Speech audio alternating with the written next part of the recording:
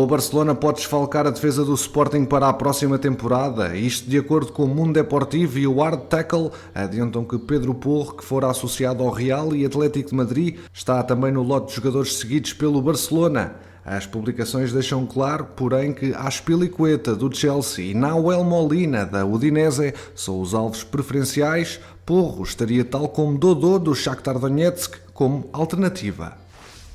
A caminho da terceira época no futebol europeu, Manuel Ugarte tem cimentado a sua posição no Sporting, onde na segunda metade da última época chegou a impor-se como titular no miolo às ordens de Amorim e já despertou a atenção de alguns clubes no velho continente. O assédio ao internacional uruguaio tem aumentado, sendo que à cabeça surge o Atlético de Madrid, emblema espanhol que acompanha a evolução do jogador desde os tempos no Fénix. Os colchoneros têm o Ugarte referenciado com o percurso do médio na Champions a ser alvo de atenção de Diego Pablo Simeone.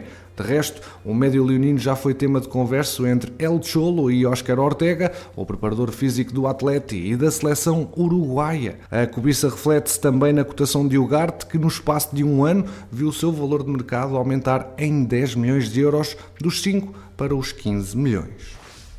Renan Ribeiro continua a rejeitar propostas para sair do Sporting. O guarda-redes brasileiro está arredado da equipa principal, não conta para Amorim, mas os leões continuam sem encontrar solução para o jogador, que já rejeitou algumas propostas. É de relembrar que o atleta termina contrato em 2023 e oferece 1,2 milhões brutos, cerca de metade líquidos.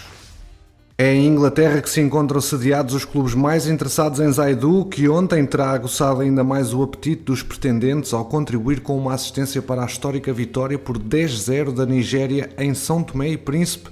Segundo o Daily Star, o lateral esquerdo é muito desejado por Crystal Palace e Brighton, ao ponto de o treinador do segundo, Graham Potter, ter mostrado abertura para a venda de Marc Cucurella ao Manchester City. O nigeriano acabou a última época tremendamente valorizado aos olhos da SAD azul e branca, não só por ter feito o golo que confirmou a conquista do título frente ao Benfica, mas também pela regularidade exibicional que revelou. Ainda nenhum dos clubes avançou com uma oferta concreta por Zaidu, mas os portistas só admitem abdicar do dono do lado esquerdo da defesa por uma verba a rondar os 25 milhões de euros. Passemos agora para Vitinha, que vê a sua continuidade no Futebol Clube do Porto em sério risco, na ressaca de uma temporada em cheio, com a estreia na principal seleção nacional pelo meio, que fez disparar a sua cotação no mercado e aumentou o interesse de vários dos principais clubes europeus. O nome do médio de 22 anos tem sido mencionado em reuniões que Jorge Mendes vai mantendo regularmente com emblemas de campeonatos mais endinheirados. Por exemplo, na semana passada encontrou-se com o Manchester United e com o Barcelona e a expectativa da sociedade azul e branca é que o valor da cláusula, fixada nos 40 milhões, venha mesmo a ser batida. Se a intenção manifestada por alguns deles passar para o papel, os portistas pouco ou nada poderão fazer para evitar a saída do internacional português, com quem até tinham o objetivo de renovar o contrato no sentido de ajustar o vencimento ao estatuto que conquistou no seio da equipa e principalmente aumentar-lhe a cláusula. O salto qualitativo de Vitinha deu-se numa época em que curiosamente até esteve na porta de saída.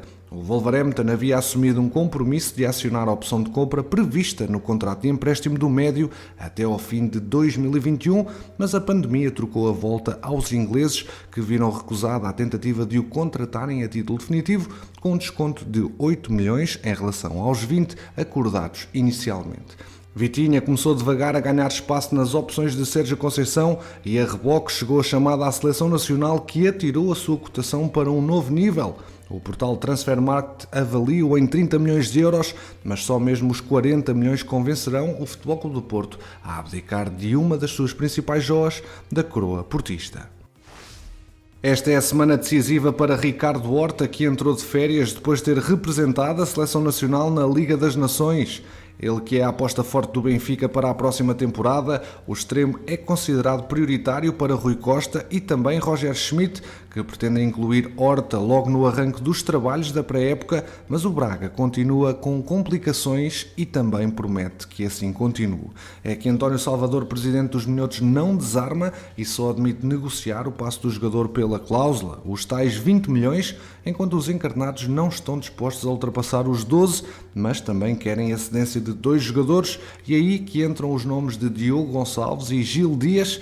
eles que agradam na pedreira e podem mesmo rumar ao Minho. O Benfica tem urgência em concluir o processo, sendo que o extremo deseja mesmo regressar à luz. Contudo, apesar do carinho que tem pelas águias, Ricardo Horta tem muito respeito pelo Sporting de Braga, ele que entrou para a história como o melhor marcador de sempre do clube, com 93 golos, e não deseja que a relação entre os clubes se agudize. O certo é que a SAD encarnada não pretende ver repetido o cenário de 2016, em que a contratação de Rafa ao Sporting de Braga só ficou fechada mesmo no último dia de mercado, devido à resistência de António Salvador. Desta vez, os encardados não querem esperar tanto, até porque no início de agosto têm que disputar a terceira eliminatória de acesso à Liga dos Campeões. A SAD do Benfica recebeu uma proposta no valor de 30 milhões de euros por Gonçalo Ramos, mas a resposta foi negativa, pois os responsáveis pelo futebol dos encarnados acreditam vir encaixar 40 milhões com a negociação do passe do Internacional Sub-21.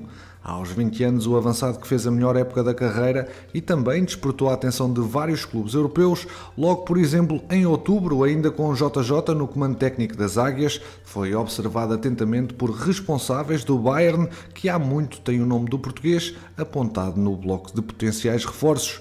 Mais recentemente, em janeiro, Gonçalo Ramos teve quase tudo acertado com um emblema inglês, tendo em vista uma cedência de forma a poder ter mais minutos de utilização, algo que não sucedia com o JJ. Contudo, Nelson Veríssimo convenceu-o a ficar na luz, garantindo-lhe que ia assumir um papel de relevo no 11 na segunda metade da época, e algo que foi mesmo acontecer. Com um contrato válido até 2024 e uma cláusula de 120 milhões de euros, o algarvio, que joga de águia ao peito desde 2013, pode mesmo vir a mudar de ares, com o mercado inglês a surgir como a hipótese mais provável, até pela capacidade financeira da Premier League. Falemos agora do processo de Everton Cebolinha, que está muito perto de trocar o Benfica pelo Flamengo. Desta forma, a saída do brasileiro também torna a contratação de David Neres cada vez mais próxima. O extremo do Shakhtar Donetsk só espera pelo contacto da SAD encarnada para assinar contrato. A verdade é que as águias só iriam avançar para a compra do jogador brasileiro caso conseguissem libertar o compatriota, num cenário que agora é cada vez mais real, mas vamos por partes para dar a explicar ambos os processos. No caso de Everton, o Flamengo fez uma proposta de 13 milhões e meio de euros com bónus acrescidos. O Benfica pretendia reaver grande parte dos 20 pagos ao Grêmio em 2020 pela contratação do brasileiro de 26 anos, sendo que os valores em causa aproximam o Benfica desse objetivo. Os responsáveis dos dois clubes vão continuar em conversações com os encarnados a tentar esticar ligeiramente o valor. De qualquer das formas, deverá haver um entendimento total nos próximos dias. Com o Clube da Luz praticamente convencido deste negócio, o Fla procura agora entrar em sintonia com o Everton, o que também deverá ser uma meta acessível. As questões salariais vão estar no centro das negociações nas próximas horas, sendo que o brasileiro ofere à volta de 5 milhões de euros brutos em Lisboa. Ainda assim, os responsáveis do Mengão já sabem que há um fator para facilitar o entendimento com o jogador. Ao contrário do que acontecia há algumas semanas, Everton vê agora com mais agrado a possibilidade de retornar ao Brasil. Numa primeira instância, o jogador queria explodir na Europa e atuar numa liga de topo. No entanto, o extremo sente agora que pode recuperar o protagonismo no futebol brasileiro e que o levou a representar a seleção do seu país, isto quando faltam menos de 6 meses para o arranque do Mundial 2022. Já David Neres está controlado pelo Clube da Luz. O negócio será feito através do desconto de aproximadamente 12 a 15 milhões de euros que o Shakhtar deve pela contratação de Pedrinho. A questão contratual está apalavrada com o jogador de 25 anos, que é um dos principais alvos de Roger Schmidt. Ainda assim, o Benfica procura ser célere, pois a Juventus mantém pressão no extremo, que pode sair reforçada após ter visto Di Maria recusar a ida para Turim. Bruno Lourenço despediu-se do Estoril através de uma publicação nas suas redes sociais. O médio formado no Benfica põe assim fim a uma ligação de 2 temporadas com o Estoril, nas quais participou em 58 jogos e marcou 5 golos, tendo ainda conquistado uma segunda liga. Quanto ao seu futuro, nada é oficial, mas o criativo português de 24 anos já assinou um contrato válido para as 2 próximas temporadas com o Boa Vista, juntando-se a Salvador Agra e Vicente Sassou, com umas caras novas já confirmadas para a próxima temporada. O Vitória anunciou que o jovem David Nunes assinou um contrato profissional válido para as próximas 3 temporadas. O defesa de apenas 17 anos cumpriu a última temporada ao serviço do Sub-19, tendo ainda realizado alguns jogos na Liga Revelação. Depois de Capela, ex-Penafiel, o Académico de Viseu anunciou a chegada do segundo reforço do dia. Trata-se de Ícar Silva, que rubricou um contrato válido até 2023. Neto Borges foi apresentado como reforço do Clermont esta segunda-feira, tendo assinado um contrato até 2025, depois de uma época em Tondela por empréstimo do Genk, onde se destacou apesar da descida da divisão. O lateral brasileiro vai continuar assim a jogar numa primeira liga europeia.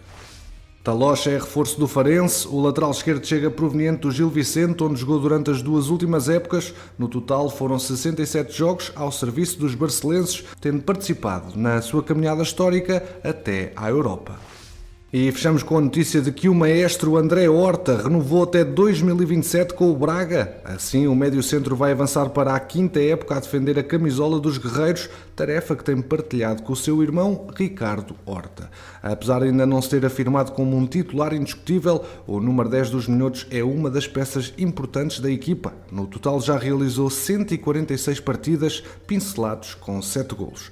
Recorde-se que o jogador de 25 anos chegou à cidade dos Arcebispos no verão de 2017, inicialmente por empréstimo dos Encarnados. Depois de uma curta passagem pelos Los Angeles, regressou aos bracarenses, por quem conquistou uma Taça de Portugal e uma Taça da Liga. Campeões, obrigado pela preferência aqui no MTL. Já sabes que aqui ficas sempre atualizado ao minuto sobre o mercado de transferências. Deixa o teu like, ajuda o projeto a crescer e quanto a nós, vemo-nos no próximo episódio.